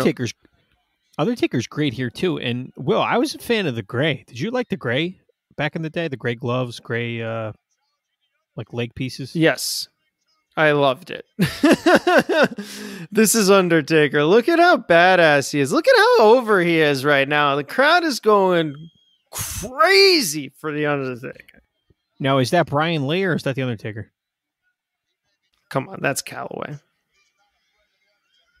All right, here we go. Oh. Undertaker always had those nice, like, stiff, like, shots. I don't know what you would call them under the chin. Chops. Yeah, but he did them in a weird way. Yeah. Right, he's trying to take Yoko down. Oh my God, he's got him down already. There he is. Some nice chops. Oh, Yoko falls out of the ring. Wow. I love how Yoko used to do that, though. Oh, and then he hits the post. Dude, how great a worker is Yokozuna? Dude, you want to talk about underrated? For a big man like that? I mean, he could wrestle anybody. I know. Like he could wrestle the 1-2-3 kid to make it look good. It's amazing. He's just so amazing. And big dude, but super agile. You saw him pop up there. Oh, it's so sad what happened to him. I know.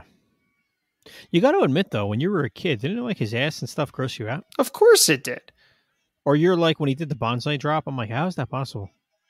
I never understood it. I still don't. Dude, Bam Bam literally like sat on somebody in that first match. No, Bam Bam literally sat on Tatanka, and I thought he broke his chest. I don't know how to do. I don't know if that bump's real to this day, and I don't think I want to know if it's real. He caved his chest in. Like, all right, who cares? It could be that good that I'm not seeing something, but those big man bumps, man. That's why. Oh my God! Undertaker just hit a stiff shot on Yoko's back with the blue steel chair, right with the blue steel chair over the head. Oh my God! He didn't even block that. No, he didn't block it. Dude, look at that Razor Ramon shirt in the front row. Yeah, all over print right there. Look at, there's another one too. Oh my God! You know, this match has started off pretty good. You know, they already did all the like pieces already. You know, he knocked Yoko down. Dude, high pack. Yeah, this is already high impact. High impact, bro. Oh, wait a minute. What has he got here? He's got the salt. Oh, Jesus. Right in Undertaker's eyes. Right in the eyes, bro. I loved that salt. He didn't even hide that. No disqualification. It's the casket match. You got to throw him in the casket. Well, you know what I like too about Yoko back then? I'm like, no one's going to beat him for that title. And I guess that was the point. I'm like, who's going to beat him for that belt? Everybody thought it would be Undertaker. Yeah. But you know what I mean? At the time, you're like, who's going to defeat this guy? And I liked him holding the title. Wasn't he the first heel champ, like true heel champ ever? Yeah, if you look back at the timeline, I mean, he took it at the right time. Yeah, because I just don't remember. I mean, you had Sergeant Slaughter in there in, 91? But yeah, I guess he was the heel champ, but he only held the belt for, a month or two? Yeah, it wasn't long. He was the transitional champ. Yeah, he was the transition because they had to take the belt off of Warrior because of the contract bullshit. Yeah. Put it back on Hogan. But no, yeah, Yokozuna an incredible job. They've kind of slowed the pace a little bit right now, but it's still good. It's still action-packed. And Yoko's just super agile with the ropes and getting on top of the ring, being God, what is he, 500 pounds here? Easily, right? Yeah, he's pretty big. He's Oh, got Taker back in the ring here. I love Cornette. It looks like a bag of baby potatoes between Undertaker's legs. Oh. Yoko's legs or Undertaker? Yoko. Undertaker's legs, when he was laying down just now, looked like a bag of baby potatoes. Oh. I mean, dude, you can see his underwear through these tights, you know? Like, is he wearing panties? Granny panties. Up, he's in the casket. They're telling him to close the door. They're closing it on his head for some reason. Oh, no, Yoko. Now look at him sell this. He's like, oh my God. He says, oh my God. Oh, how good is that? You got Earl Hebner out there opening the casket. Oh, man, they're going shot for shot here now. I don't know how I feel about $1 Million on the commentary. I don't like $1 Million on the Oh, look at that belly to belly suplex. Belly to belly, man. The belly to belly was nice. Oh, he's up. And there's the choke. You know what it is, Will? $1 Million Man's voice on commentary is just not good. No. Never liked him on commentary. That was the worst choke slam I've ever seen. It was pretty bad choke slam. I'm not going to argue with it there. I think this is it. They're going to the finish. Choke slam. Reversal here. Reversal. DDT. Oh.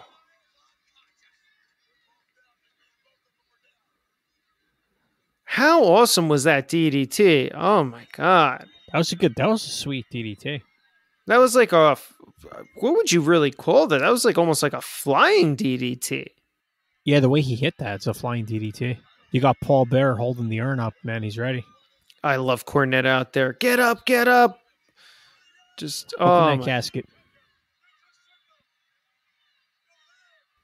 Yeah, the casket's open. Now I know what happens here. I remember. Talk about a cast of characters. He's rolling Yoko into the casket. Rolling Yoko in. Yoko's gonna. Oh, he's in it. Yoko's in the casket. He's gonna close it up. Oh God, dude! Here he comes, the Kona. No disqualification. And here it comes. I told you, Joe, the cast of characters were going to arrive. Yep, we got Crush out here. Undertaker's clotheslines him down. Ooh. God, I love those undercut I guess it would be like an uppercut chop. Oh my God, who is this? Kabuki. Who is Kabuki? Kabuki. I knew a cast of characters were going to come out. Look at him. He's doing those open hand chops. Kabuki. Undertaker takes both of them down. I didn't even get the other guy's name. Tenra or something, I think his name is. Yoko is still passed out in the casket. He's like, why isn't somebody close the... Here he is, the beast from the east, baby. Bigelow's out, baby. Oh, I love Bigelow. Dude, those flames, forget about it. Oh, look at that attire, bro. I'm sorry. I think Bigelow frickin' LT is a great match. And I know you're not high on that match, but like... WrestleMania 11? WrestleMania 11, he just works... Dude, it's not bad. Dude, LT works terrible. Oh, he works so good with him. Maybe it's my other friend that's not a fan of that match, and I'm just like, how can you like... He elevated LT to like no other level, you know? Dude, I wanted Jack's Classics to do that gray flame Bam Bam so bad. Oh, I know. The unreleased one. Oh my God, man. If I could... Oh, God. Imagine if they did an LT. Imagine if Mattel did an LT. That'll never happen. I know. That would be sick, though. Oh, man. Paul Bearer just knocked out both Cornette and Mr. Fuji with the urn after Mr. Fuji tried to steal the urn. All right, so now we have 5 guys trying to put the Undertaker in the casket. He just threw Kabuki in. Kabuki's in the casket. 10, whatever his name is trying to get him. I don't know. Everybody doesn't want to be around the casket. They're scared of it. Undertaker's coming back. Paul Bearer is harnessing the power of the urn, but look who's there. The Beast from the East. What does Bam Bam have? He's Oh my got God, dude, it's something. Adam Bomb. Oh, he's got the salt bucket. Oh my God, and he nails Crush. There's Adam Bomb. Heel Adam Bomb. How many guys are coming out right now? I don't know, but Undertaker's taking care of all of them. Dude, Jeff Jarrett just came out. There he is. Double J. Jeff Jarrett. Dude, look at that attire. Look at that red and white attire, man. Damn, that's sick. He looks sick. You want to talk about a Jeff Jarrett figure to do? I think that's it. That's it. Dude, how cool would that Evil Crush be in Mattel form? How cool. Or that Adam Bomb. Oh, Adam Bomb. Talk about Hasbro's Green Card series. We had listeners go back. We told a great story about Adam Bomb.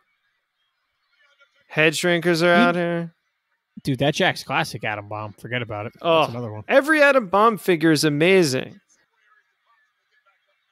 Oh, here we go. Right, now they have 100 guys in the ring with you have this Crush. Is getting a little silly. It's getting a little silly. You have Crush and Adam Bomb together. What were they called in WCW? Weren't they a tag team? Adam Bomb was Wrath. Yeah, Wrath with Mortis. Okay, I thought they had a tag team too. There was another. Interesting. No, he was Brian Adams. Yes, that's it. That was it. And then he was in the Nation for a little while. Don't ask me why. Yes. Yeah, Adam Bomb followed up with Mortis. Oh, and here's Diesel, man. Diesel's out here too. Look at this guy. You Bam Bam, Diesel, Adam Bomb. Huge monsters. Oh my man. God, dude, the head shrinkers are there. Head shrinkers, yeah, they were taking them apart. He's love when out of the casket. Bam Bam gets on top of the casket. It's so great.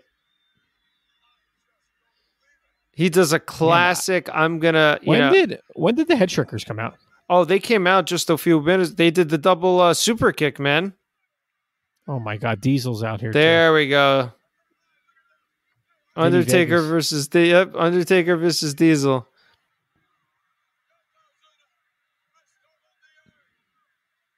Look how small the urn looks in Yoko's hands. I'm telling you, it's the only time I've ever seen that winged eagle tiger look small is around his arm. Uh-oh, the urn's starting to smoke. Why is it green smoke coming out of the urn? All right, now that they have the whole staff out here, what's going to happen? Look at that green smoke. Was there a point to that perfect suplex Crush just hit? No, it was not a perfect suplex either. I know. It was a terrible suplex. Jeff Jarrett just missed that move off the top rope. There was a no-sell on The Undertaker. Oh, there's Diesel with the big elbow. Oh, here's Bam Bam. He's going to give him the headbutt. Oh, he just headbutted it like his chin. Head shrinkers are hitting that awesome splash. Oh, I love the head shrinker splash, man. Look at it. Oh, man. Oh, yeah. Come on, Kabuki. Hit your finisher. All right, guys. Let us know what the hell Kabuki is. Oh, they're going to do the big head shrinker now. Oh, there it is. Adam Bomb, do your over-the-top rope clothesline. Rikishi with the big one. Diesel should hit that power bomb. No way. He went for an elbow drop, bro. Come on, I want to see Kabuki. No, Kabuki doesn't get the finisher today. Somebody push the baby potatoes in there. There they are. They're rolling around. Oh man, he is out, Undertaker. So now they're rolling him into the casket very slowly here.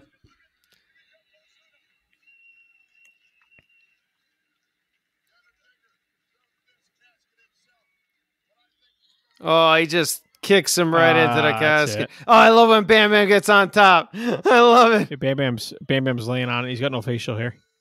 I know. He looks like me. I don't have any facial hair.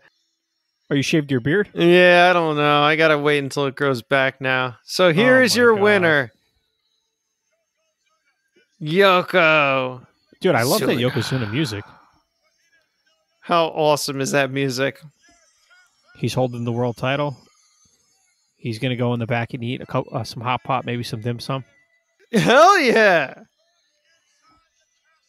I want some dim sum and hot pot. Shit. I know who I'm doing for the missing link next week. Who are you doing for the missing link? I mean, everybody's missing here. Kabuki. Oh, I thought you were going to say Fatu. No, man. I want Kabuki in my collection now. I want an Royal Rumble set, Kabuki. Tenra.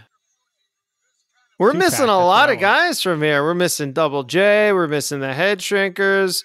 That's JEFFJARRETT. Yep, Double J, Jeff Jarrett. Missing Adam Bomb. Missing Crush. You know what we talked about? Credible Intercontinental Champs. We left out Jeff.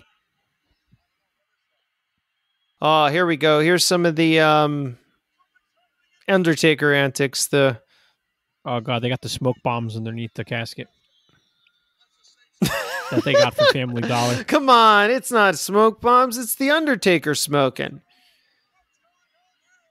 He's smoking cigars in there. God, I love that Bam Bam attire. They need to make a Bam Bam in that attire, man. That 94. That's a forgotten. That's a forgotten attire, man. His 94, even his 95s. Did you see someone just walk by the screen and then an Undertaker appeared on it? What is that? I remember this as a kid. I was so pumped up. I was like, holy shit. The spirit of the Undertaker lives within the soul of all mankind. Eternal flame of Dude, remember this when you were a kid and you were like, oh my God. I'm like, oh my God. Oh my God, Mama. cannot be explained. The answer lies in the everlasting spirit. Soon all mankind will witness the rebirth of the Undertaker.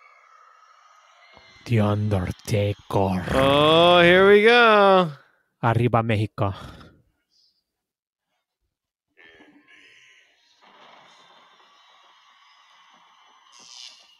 Oh, dude. What, you got electrocuted there? Remember this, man? This was ridiculous when you were a kid. And the Rumble hadn't even started yet. Oh my God. Who did this? Who did this? This is amazing. Look at his spirit's leaving the body. leaving the screen. It's coming out of the screen, man. This was awesome. And I remember seeing this. What a throwback. Oh, and I was just like, look at him up there. There's the symbol. There's the Undertaker symbol. Look at that. How awesome is that? Undertaker is the best ever. Dude, he is. As far as sports entertainment goes, pro wrestling. Right? Durability. You know, like, he is, like, him and Ric Flair are tied in my book. Yeah. 1-1. Paul Bear's back with the urn. You know what I don't understand? Where did everybody go? So we're saying went to the back for refreshments. They're already in dim sum back there, man. I'm like, we're not like, I guess they ran away because they were scared. They're like, oh my God, he's back. We just put him in the casket 50 seconds ago. He is projected onto the screen. He's talking to us, and then he's going to project out of the screen. How awesome is that? They're like, save him some shrimp rolls. Catering. The match was incredible. This is an incredible match, guys. I mean, even like this build, you know, Undertaker goes on vacation after this, which is fine. Everybody needs a break. And you know Undertaker's such a kayfabe guy, you know, so like give him some time off. You're building around that Royal Rumble storyline with Yoko and Hart, Lex, all right, I'm all about it, you know? You could see even here the urn is very weathered. And our wrestling figures that we love is, I mean, we're going to go back to 94. Last year of what? Hasbro. We've been talking about Hasbro's retros nonstop this entire podcast. We got to talk about the Hasbro's red card Yokozuna and two red card Undertaker with the cloth. I love that cloth jacket robe. It's amazing. Yeah, that red card Undertaker looks great. And they all look great on that red card. We love red cards. Royal Rumble red, baby. Yeah, I think the best two figures to pair this match with, Will, are Undertaker Hasbro and Yokozuna Hasbro, both on those red cards, especially with the Yoko. Man, that Yoko on the red card with the black and red, it really pops. He's got the sumo smash. But those two figures, especially in 94, the Undertaker and the gray, definitely represent this match perfect. Yeah, it's to a T. Those are the figures from that era. 94. We're in the Royal Rumble. You got your payoff match, casket match. What other figures would you want from your collection of all eras to best represent this match? It has to be those Hasbros. They're just so nostalgic, man. And like you said, like, I don't have these two, unfortunately, on the card, even though the cards are beautiful. They're red. They pop off the card. I have them loose. Boom. Right on the shelf next to each other. Instant. Right in the wrestling ring. The Undertaker on that red card, too, really pops. Looks great with the gray. It's a really nice version of Taker, you know, the Hasbro form. But I love the gray on that card with the red. It's just really, really spectacular figure there. Yep, blood red, I think, is our color this year, Joe. I mean, no, I'm just kidding. No, well, we love the Austin Royal Rumble Series Mattel. Target exclusives, got that beautiful red box. And, you know, the Mattel Elites have those beautiful white and red boxes. And I don't know, like you said, just there's something off the red that's popping this year. And we absolutely love those WWF Hasbro figures as well from 94. I do have mine loose. My Yoko is my original one from when I was a kid. Unfortunately, my red card Undertaker was bought about a year or two ago from the Hustle Man, Hastel Toy. Nice. Yeah, so I have an original, which is great. I got the original jacket. It's a really cool looking figure. Those, though, are like, I have the Yoko and the green card on the card. Yoko is just, his card art is great, or card photo is great. I love the sumo smash. It's like you need at least one of them on card, right? Yeah, you need at least one. And if I had to pick one, I would go with Yoko for sure. Yeah. And which Yoko would you rather? I know for this you want, obviously, the red Yoko, but let's just say you had to pick one Yoko on a card. Which one would you want on the card? Do you like that white on the green, or do you think the red on red and black is a better combination? I got to go with the red. I like the white, but then again, well, I relate more to the red card. Yeah, same here. The white's fun. The white's cool. It's so funny because I even passed on that. You know, we told our story about green cards and stuff and growing up and you know, that Atom Bomb review we did on the Oh My God Figure of the Week earlier on the podcast. You know, we talked about that nostalgia. You know, we talked about finding those green cards, and it's like a situation where I saw that Yoko and I was like, well, I got the red one. It looks better. That's the one I want. And I passed on that in store. I'm right there with you. Well, that's it, Joe. I think those are two great figures to add to your collection or to commemorate this match, especially if you wanted to do a little bit of a Royal Rumble theme, maybe in your collection display.